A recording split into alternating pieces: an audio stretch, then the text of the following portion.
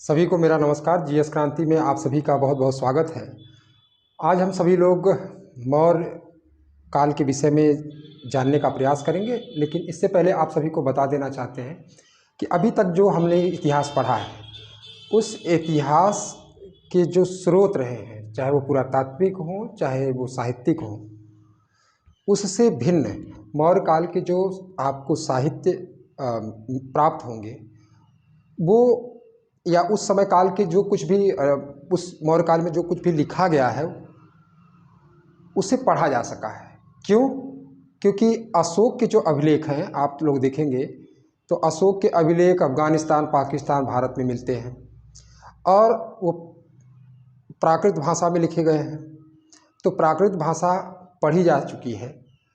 अगर बात करें कि सबसे शुरू में कौन पढ़ा, तो ये सभी लोग जानते हैं, इसके पहले हम चर्चा भी कर चुके हैं। 1837 में एक अंग्रेज जेम्स प्रिंसेप के द्वारा अशोक के स्तंभ अभिलेख को पढ़ा गया।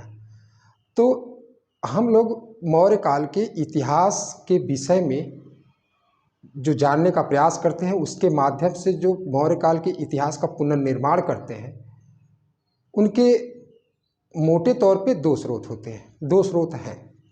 एक है साहित्यिक स्रोत और दूसरा है पुरातात्विक स्रोत।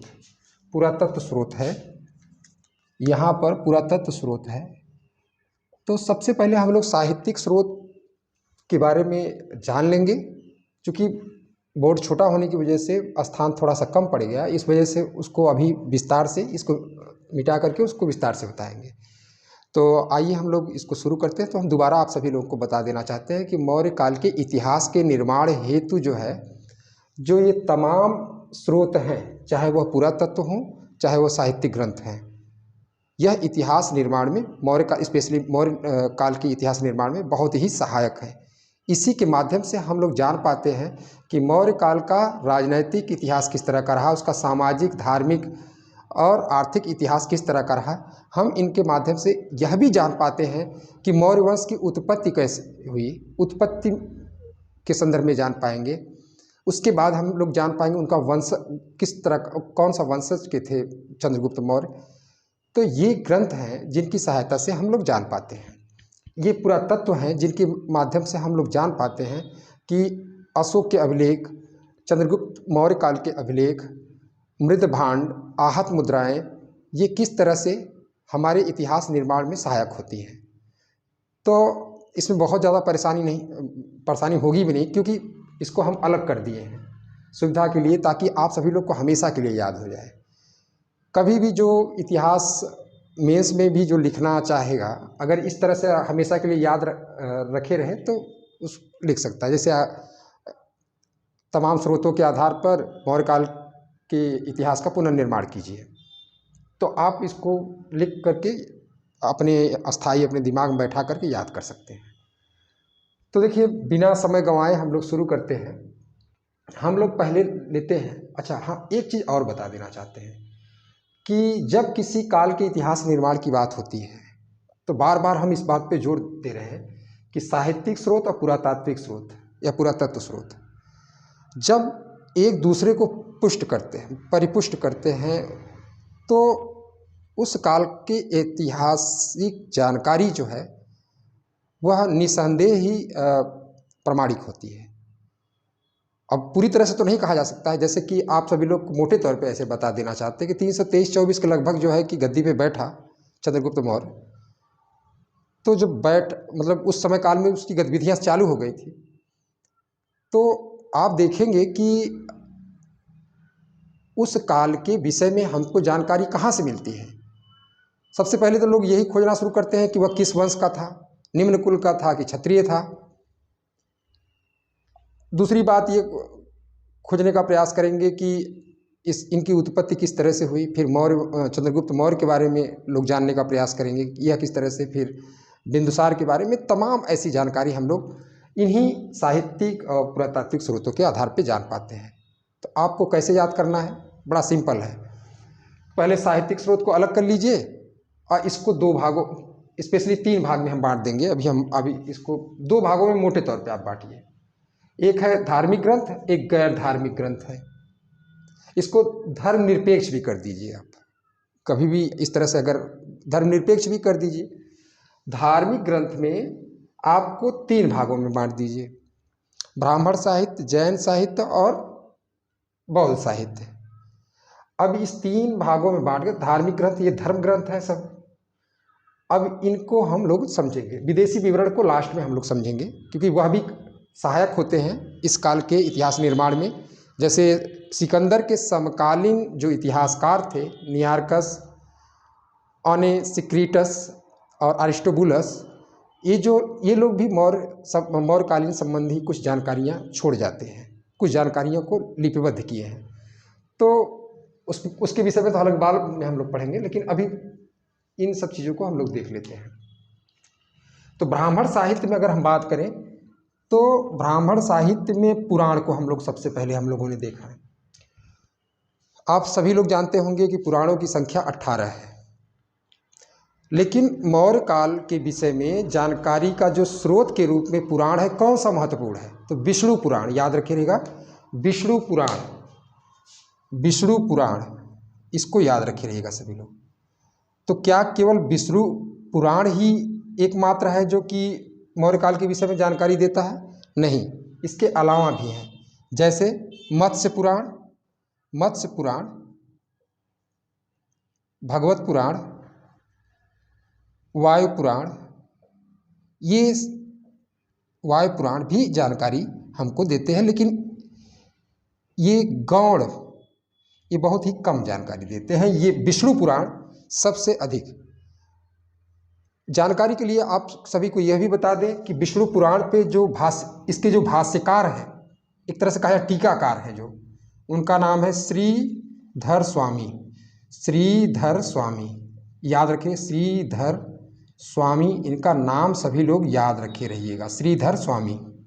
सभी लोग इनका नाम, माने विष्णु पुराण के जो टीकाकार हैं उनका नाम, भाष्यकार हैं, उनका नाम है श्रीधर स्वामी, या टीकाकार हैं जो श्रीधर स्वामी, इनका नाम सभी लोग याद रखे रहेगा। अब हम लोग देखेंगे कि जैसे कि हम लोगों ने देखा कि विष्णु पुराण, इसका मतलब सबसे महत्वपूर्ण है, जो ढेर सारी जानकारी मौर्य काल के विषय में देता है, और इनका भी योगदान है, लेकिन बहुत ही कम है इनका योगदान। अब हम लोग आगे चलते हैं। विशाखा दत्त, अब ये देखिएगा, इसको हम, आप लोग लिखते जाइएगा, लिखते भी जाइएगा। अब हम लोग आगे बढ़ेंगे तो यहाँ पर देखेंगे कि मुद्रा राक्षस, मुद्रा राक्षस जो विशाखा दत्त द्वारा रचित पुस्तक है, मुद्रा राक्षस। मुद्रा राक्षस यह गुप्त काल में लिखी गई पुस्तक है, गुप्त काल में लिखी गई पुस्तक है, और इसे माना जाता है कि पहली ऐसी संस्कृत भाषा, पहला ऐसा संस्कृत में भाषा में लिखा गया ग्रंथ है जो जासूसी ग्रंथ माना जाता है। मुद्रा राक्षस को पहला जासूसी ग्रंथ माना जाता है। तो आप लोग याद रखिएगा, जासूसी ग्रंथ माना जाता है मुद्रा राक्षस को, मुद्रा राक्षस को जासूसी ग्रंथ। इसके जो टीकाकार हैं उनका भी नाम आप सभी लोग याद रखिए, धुंडीराज, धुंडीराज इनके टीकाकार हैं, धुंडीराज इनके टीकाकार हैं, इनका सभी लोग नाम याद रखिए। देखिए क्वेश्चन यहीं से उठाता है।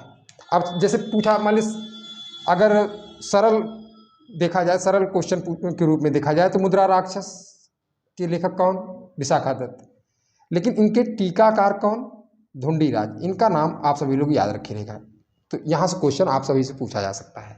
अब हम लोग चलेंगे, यानी कि ब्राह्मण साहित्य में पुराण और विशाखा दत्त का मुद्रा राक्षस। इसके अलावा आपको बता दें कि कुछ हालांकि वो साहित्य में, अन्य साहित्य में आ जाते हैं, सोमदेव कृत कथा सरित सागर और क्षेमेंद्र कृत बृहत कथा मंजरी, उनसे भी कुछ जानकारी मिलती है। लेकिन ये प्रमुख 18 पुराणों में विष्णु पुराण और विशाखा दत्त मुद्रा राक्षस, ये प्रमुख है। मुद्रा राक्षस में ये बताया गया है कि वह निम्न कुल का था, चंद्रगुप्त मौर्य। तो ये सारी चीज़ें आगे हम लोग देखेंगे, पहले हम लोग जान लेते हैं कि ये सब स्रोत हैं। अब हम लोग आगे देखेंगे तो बौद्ध साहित्य के रूप में देखें तो बौद्ध साहित्य के बहुत से ऐसे ग्रंथ हैं जो सहायता हम लोग को मौर्य काल के निर्माण में सहायता करते हैं। जैसे दीपवंश है, दीपवंश और महावंश, ये दोनों वंश साहित्य कहे जाते हैं। सिंघल द्वीप के ग्रंथ हैं, वंश साहित्य कहे जाते हैं, सिंघल द्वीप के ये ग्रंथ हैं, याद रखिएगा। दीपवंश इसके रचनाकार अज्ञात हैं, इसके रचनाकार अज्ञात हैं, लेकिन महावंश के रचनाकार महानाम है, महानाम इनके रचनाकार हैं, इनका नाम याद रखिएगा। जिस तरह से भारतीय साहित्य में, भारतीय महाकाव्य में रामायण और महाभारत का स्थान है, उसी तरह से महावंश और दीपवंश और महावंश का स्थान है। यह सिंघल माने श्रीलंका के ये बौद्ध साहित्य ग्रंथ है, बौद्ध साहित्य है। इनसे भी हमें मौर्य काल के विषय में जानकारी मिलती है, इनसे भी हमें मौर्य काल के विषय में माने दक्षिण में इनके विस्तार के बारे में हमको जानकारी यहाँ से मिलती है। अब हम लोग देखेंगे दिव्यावदान। तीसरी शताब्दी ईसा पूर्व में लगभग तीसरी शताब्दी ईसा पूर्व दिव्यावदान लिखा गया था। इसके भी लेखक अज्ञात हैं, इसके भी लेखक अज्ञात है, लेकिन दिव्यावदान एक महत्वपूर्ण बौद्ध ग्रंथ है जिसकी सहायता से मौर्य काल के विषय में ढेर सारी जानकारी मिलती है। अब आपको बता देते हैं दिव्यावदान। अवदान माने क्या होता है? सत्कर्म होता है, और दिव्य माने होता है दिव्य सत्कर्म। तो इसका इस तरह से अगर संधि विच्छेद करके अगर समझना चाहें तो ये बौद्ध ग्रंथ है, और इसमें आप सभी लोग को बता देना चाहते हैं कि दिव्यावदान में, बहुत ध्यान से समझिएगा सभी लोग, दिव्यावदान में उल्लेख आएगा बिंदुसार के समय काल का कि तक्षशिला में 2 विद्रोह हुए थे, और आजीवक संप्रदाय के, इसी में दिव्यावदान में ही ये बात उल्लेख किया जाएगा, आगे हम बताएंगे आप लोग को। पिंगल वत्स को नियुक्त किया था बिंदुसार अपने पुत्रों की परीक्षा लेने हेतु। तो दिव्यावदान भी एक महत्वपूर्ण है हम लोग की जानकारी के लिए। मौर्यकालीन इतिहास निर्माण में भी यह बौद्ध साहित्य है। महावंश टीका, यहाँ पर महावंश है, इसकी टीका जो लिखा गया है महावंश टीका भी, और महाबोधिवंश टीका, यह भी मौर्य काल के इतिहास निर्माण में बड़ी सहायता पहुँचाते हैं। तो यहाँ पर हम लोगों ने देखा कि किस तरह से बौद्ध साहित्य भी हम लोगों को मौर्यकालीन इतिहास के निर्माण में, पुनर्निर्माण में सहायता पहुँचाते हैं। अब हम लोग बात करते हैं क्या जैन साहित्य, कोई जैन साहित्य नहीं था? था, जैन साहित्य था, जैसे परशिष्ट वर्मन और कल्पसूत्र। सबसे पहले हम लोग कल्पसूत्र को लेते हैं। तो कल्पसूत्र के रचनाकार सभी लोग जानते हैं कि जो चंद्रगुप्त मौर्य को दीक्षा दिए थे, जैन दीक्षा दिए थे, और जिसके बाद जो है कि वो चले जाते हैं, जो उनके राज्य में 12 वर्ष का भीषण अकाल पड़ता है, और वो चले जाते हैं अपने पुत्र को राजपाट छोड़ करके श्रवणबेलगोला चले जाते हैं, चंद्रगिरी पर्वत पर सलेखना के माध्यम से अपना शरीर त्याग देते हैं। तो ये कल्पसूत्र जिसके रचनाकार हैं भद्रबाहु इसके रचनाकार हैं, और इस कल्पसूत्र के माध्यम से भी हमें ढेर सारी जानकारी मिलती है, ढेर सारी जानकारी इसके माध्यम से भी मिलती है। अब भद्रबाहु चरित्र रंग गति लिखे हैं, ये इतना ज़्यादा नहीं पूछा जाएगा। अब परिशिष्ट वर्मन आप लोग सुने होंगे, चालुक्य वंशीय शासक जय सिंह सिद्धराज का, उसी के दरबार में हेमचंद्र रहता था, और ये खूब तपस्या और त्याग की भावना से जैन शिक्षा को ग्रहण कर सका। और उसके बाद कहा जाता है इसके द्वारा, हेमचंद्र जो रहता था किसके दरबार में? ये रहता था दरबार में जय सिंह सिद्धराज के दरबार में रहता था, सिद्धराज के दरबार में रहता था। और यह एक चालुक्य वंशीय शासक था, उसी के दरबार में ये रहता था, और इसके द्वारा लिखा गया है परशिष्ट वर्मन। और परशिष्ट वर्मन में बहुत सी बातें हमें मौर्य काल के विषय में जानकारी हमें मिलती है। परशिष्ट वर्मन में यह भी जानकारी मिलती है कि 12 वर्ष का भीषण अकाल पड़ा था चंद्रगुप्त मौर्य के समय काल में।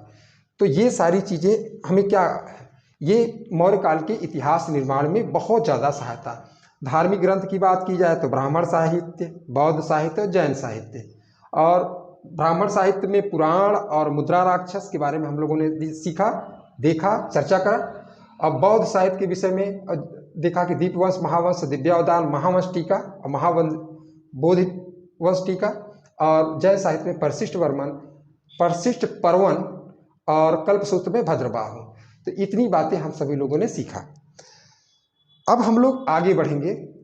आप सभी को अगर कुछ भी नहीं समझ में आ रहा हो, ऐसा कुछ है, तो आप लोग जो है कमेंट बॉक्स में ज़रूर लिख दीजिएगा, और आप लोग क्वेश्चन कर सकते हैं। पूरी छूट है, आप लोग क्वेश्चन कर सकते हैं, उसका उत्तर ज़रूर मिलेगा आपको, अगर इस तरह से नहीं समझ में आता है तो। लेकिन कितना आसान हो जाता है अगर इस तरह से हम एक डायग्राम के माध्यम से चार्ट बनाकर अगर इसको याद करने का प्रयास करें तो कितना आसान हो जाता है। हम लोग अब आगे बढ़ेंगे। अब हम लोग देखेंगे गैर धार्मिक ग्रंथ के विषय में। तो ये सभी लोग लिख लीजिएगा ताकि हम इसको मिटाएं तो आपको असुविधा ना हो। आप किसी एक पन्ने में पूरा ये डायग्राम या चार्ट के रूप में बना लीजिएगा। अब गैर धार्मिक ग्रंथ के बारे में देखा जाए तो हम लोग देखेंगे तो अर्थशास्त्र का कौन नाम नहीं जानता है, सभी लोग नाम जानते हैं। तो इसके रचनाकार हैं, सभी लोग को ये भी पता है कि चाणक्य हैं। एक चीज़ ये बता देना चाहेंगे आप लोग को कि चाणक्य और मेगास्थनीज के बारे में इस क्लास के मतलब अगली क्लास में इनके बारे में थोड़ा सा विस्तार से कुछ बातों का जिक्र होगा, क्योंकि अक्सर परीक्षाओं में पूछा जाता है। तो चाणक्य को इसका बचपन का नाम अजय था, विष्णुगुप्त था, बहुत से वात्स्यायन भी मिलता है, बहुत सा नाम मिलता है इसका। और चड़क इसके पिताजी थे, यशोगति इसकी पत्नी थी, चड़गति इसकी माता का नाम। तक्षशिला में जन्म हुआ, तक्षशिला का आचार्य बना और धनानंद के द्वारा इसे अपमानित किया गया और प्रण लिया कि भाई हम पूरा इसका समूल नाश करेंगे। ये सारी चीज़ें हम आगे बताएंगे आप लोग को। तो इसे लेकिन भारत का मैकियावेली कहा जाता है। सबसे बड़ी बात है, भारत का मैकियावेली कहा जाता है। और मैकियावेली आप लोग याद रखे रहिएगा, अर्थशास्त्र 15 अधिकरण है और जो लिखा गया है, अधिकरण मतलब समझ लीजिए 15 पुस्तक, 15 अधिकरण वाला पुस्तक होता ही है, और 180 प्रकरण और लगभग 400 श्लोक, ये याद रखे रहिएगा, 400 श्लोक। तो इसे भारत का मैकियावेली कहा। तो मैकियावेली के द्वारा जो पुस्तक लिखी गई सबको पता होगा, प्रिंस। जिस तरह से प्रिंस में मैकियावेली राजनीति और नैतिकता को अलग किया था, उसी तरह से चाणक्य जो है अपने अर्थशास्त्र में राजनीति और नैतिकता को अलग किया। प्रशासन मतलब राजनीति इसका जो मुख्य विषय था, इसका जो विषय वस्तु अर्थशास्त्र का विषय क्षेत्र था वह राजनीति था सबसे महत्वपूर्ण। हालांकि केवल राजनीति का ही नहीं, थोड़ा बहुत अर्थव्यवस्था का भी उल्लेख है, थोड़ा बहुत सामाजिक जीवन के विषय में भी इससे जानकारी मिलती है।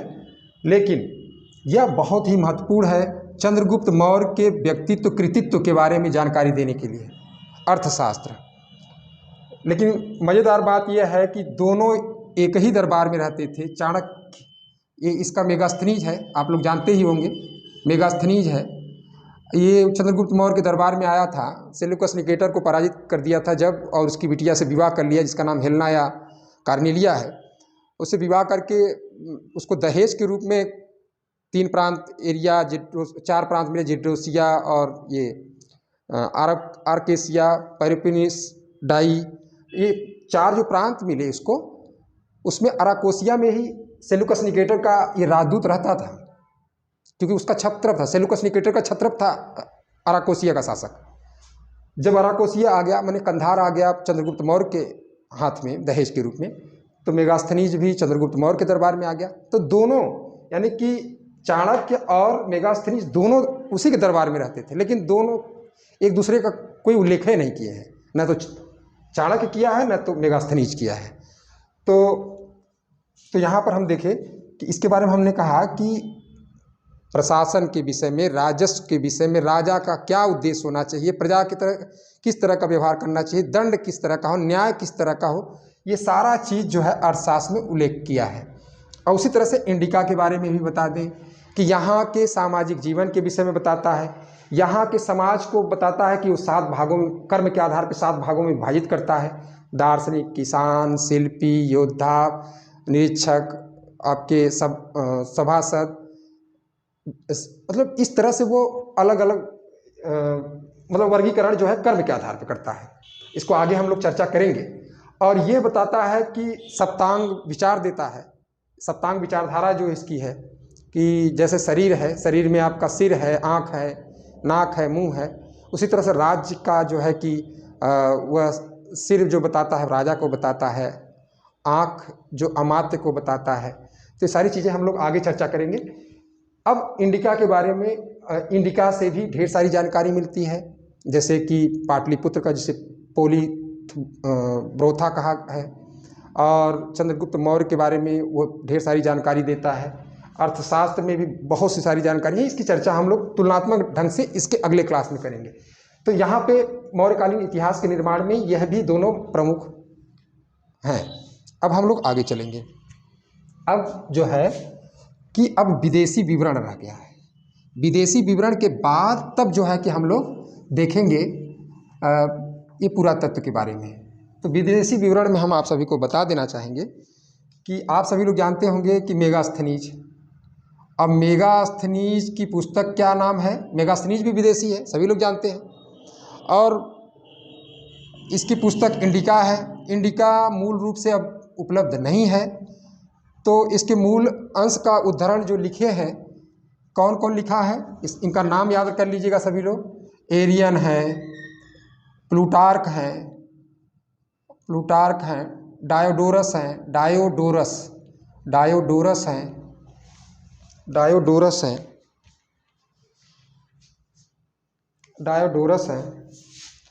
Plutarch, Ariane, डायोडोरस।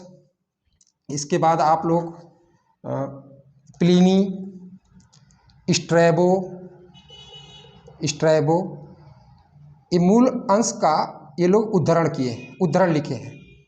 स्ट्रैबो तो इनको कहता है कि मनगढ़ंत, मेगास्थनीज को कहता है मनगढ़ंत सारी चीज़ें लिखा है, अतिरंजित लिखा है।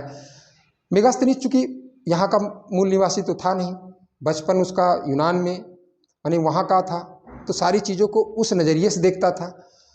समाज के विषय में उसी नज़रिए से यहाँ का व्याख्या किया है। सारी चीज़ें मतलब उसकी जो सोच थी, उसका दृष्टिकोण था, वह ज़्यादातर बचपन से जहाँ पला बढ़ा था उसी तरह से वो हर चीज़ को देखता था और उसी तरह से वो लिखा है अपने इंडिका में। इसीलिए स्ट्रैबो कहता है कि यह बहुत सी बातें मनगढ़ंत लिखा है। जैसे बहुत सी बातें कहता है कि यहाँ पर दास प्रथा नहीं है, कहता है कि यहाँ पर जो है कि अकाल कभी नहीं पड़ा है, जबकि वहीं पर अर्थशास्त्र में अकाल की बातें कही गई हैं। तो ये सारी बातें हम लोग आगे चर्चा करेंगे। अब देखिए पुरातत्व स्रोत के बारे में हम लोग देख लेते हैं बस। तो ये आपके इतिहास निर्माण में ये स्रोत हैं जो इनके बारे में अब देखिए। अब यहाँ पर हम लोग आसानी से सीख पाएंगे कि कैसे हमको सीखना है, कैसे जानना है इसको। पुरातात्विक स्रोत में सबसे पहले हम लोग लेते हैं, पहले मृदभांड को ही ले लेते हैं। तो आपको बता दें मृदभांड का मतलब है कि मिट्टी से निर्मित बर्तन। अब मृदभांड जो था, अगर हम देखें तिथिक्रम परंपरा, तो शुरुआत में देखेंगे तो हम लोग को काला एवं लाल मृदभांड मिलेंगे। ज़्यादातर लाल मृदभांड मिलेंगे, जो शुरू से हम लोग जो इतिहास लड़का शुरू से पढ़ा है उसको आसानी से समझ में। दूसरा आपको मिलेगा गेरुवर्णी, जो ऋग्वैदिक काल में आप जो गेरुवर्णी या गेरुए रंग का गेरुवर्णी मृदभांड। फिर किस तरह का मिलेगा? चित्रित धूसर मृदभांड।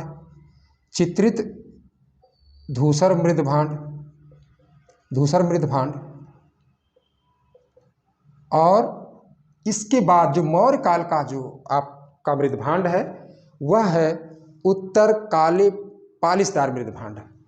उत्तर काले पालिशदार मृदभांड।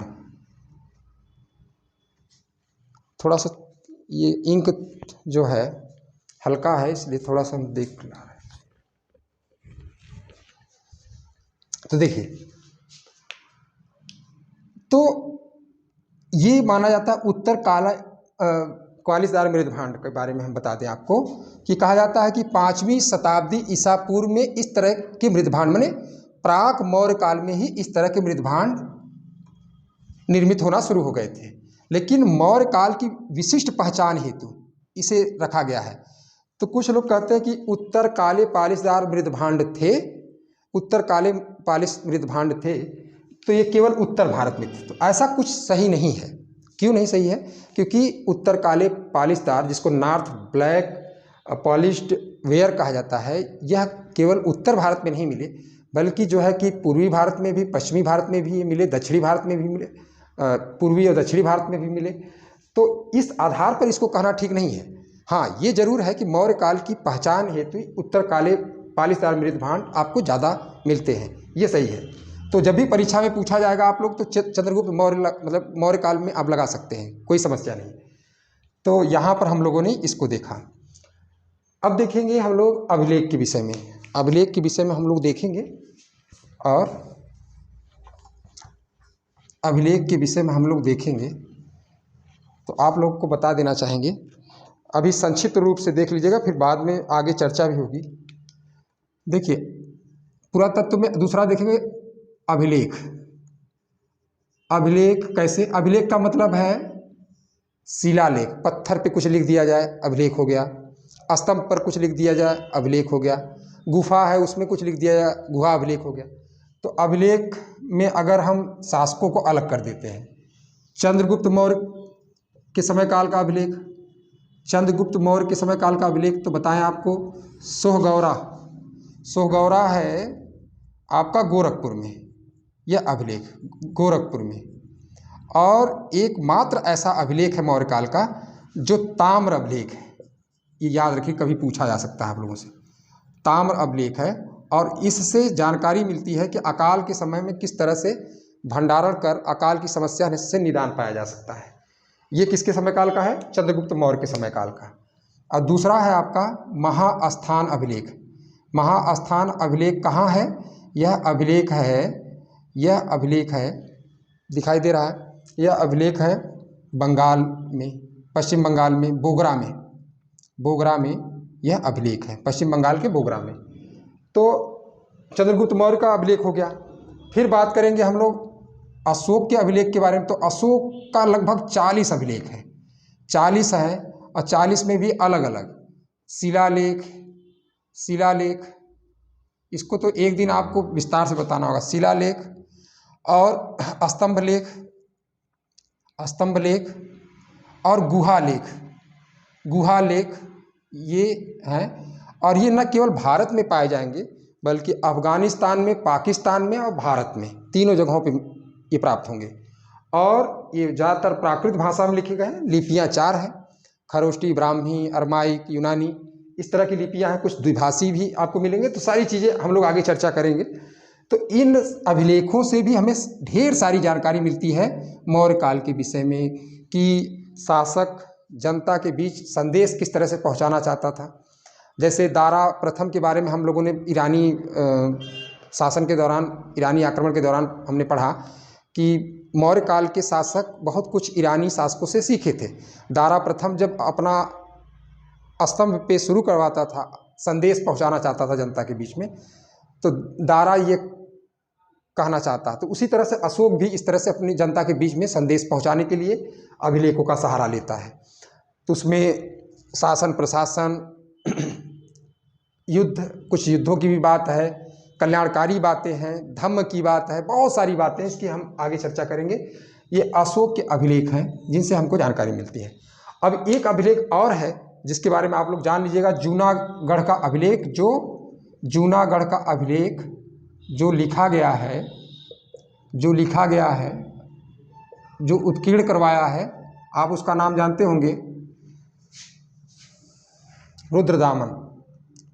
रुद्रदामन, जो संस्कृत भाषा में लिखा गया पहला ग्रंथ है। संस्कृत भाषा में लिखा गया पहला ग्रंथ है। और कहा जाता है इसमें जूनागढ़ अभिलेख में चंद्रगुप्त मौर्य का नाम और अशोक का नाम मिलता है। कहा जाता है कि काठियावाड़ क्षेत्र में यह जूनागढ़ अभिलेख प्राप्त होता है और सुदर्शन झील के पुनर्निर्माण हेतु अपने खर्च पे वह सुदर्शन झील का निर्माण करवाया, इसमें बेगारी का उपयोग करवाया। इसको आगे हम लोग समझेंगे। जूनागढ़ अभिलेख संस्कृत भाषा में लिखा गया पहला अभिलेख है जिसमें अशोक और चंद्रगुप्त मौर्य का नाम प्राप्त होता है। तो इससे भी हमको जानकारी मिलती है किसके विषय में? मौर्यकालीन इतिहास की जानकारी, उसके पुनर्निर्माण में यहाँ से भी सहायता मिलती है। और लास्ट में देखेंगे आहत मुद्रा। जैसे कि आप सभी लोग को बता दें कि आहत मुद्रा में हम पहले भी बताएं, लेकिन आप लोग को अभी बता देते हैं। आहत मुद्रा का मतलब है पंचमार्क मुद्रा। यह है चांदी का एक सांचे में बना होता था, उस पर ठप्पा लगाया जाता था। अर्धचंद्र, पेड़, बैल, हाथी, इन सब चीज़ों का यहाँ पर ये पंचमार्क में इस सिक्के में, इसको आहत मुद्रा कहा जाता था। तो मौर्य काल में आहत मुद्रा खूब प्रचलन में थी, जिसको करसापड़ कहा जाता था, जिसे करसापड़ कहा जाता था। तो इसके बारे में हम लोग देखेंगे कि किस तरह से, चूँकि मुद्राओं के माध्यम से हम लोग किस तरह से निर्माण करते हैं, उनका आर्थिक जीवन, उनका व्यापारिक गतिविधियाँ, वेतन के रूप में, माने वस्तु विनिमय के रूप में मुद्रा का प्रचलन कितने स्तर पे था, ये सारी चीज़ें हम लोग मुद्रा के माध्यम से जान पाते हैं और उसकी सहायता से उस काल के आर्थिक इतिहास के पुनर्निर्माण में सहायता मिलती है। तो ये सारी चीज़ें आप सभी लोग अलग अलग करके एक बार आराम से बैठ जाएंगे तो आप लोग को समझ में। लेकिन हमको इसके अगली क्लास जो लेना है वह है, पहले तो आप सभी को बता देना चाहेंगे कि चाणक्य और मेगास्थनीज का थोड़ा तुलनात्मक थोड़ा सा अध्ययन कर लेंगे, उसके बाद चंद्रगुप्त मौर्य के इतिहास के बारे में हम लोग जानेंगे। तो अभी तक के लिए बस, नमस्कार, जय हिंद, जय भारत। और लाइक और शेयर जरूर कर दीजिएगा। देखिए, लाइक आप लोग और शेयर थोड़ा सा करते रहिए कि आप लोग को जो जानकारी दे रहे हैं, ताकि आप लोग अस्थायी रूप से जो है कि और लोग जान सकें और लोग इससे जुड़े, और लेकिन वही लोग जुड़ेंगे जो सीरियसली सिविल की तैयारी करते हैं, और सभी लोग हम अपेक्षा भी नहीं करते, क्योंकि आएंगे जाएंगे ऐसे लोग जुड़ेंगे ताकि वो रिजल्ट भी दें। तो नमस्कार, जय हिंद, जय भारत।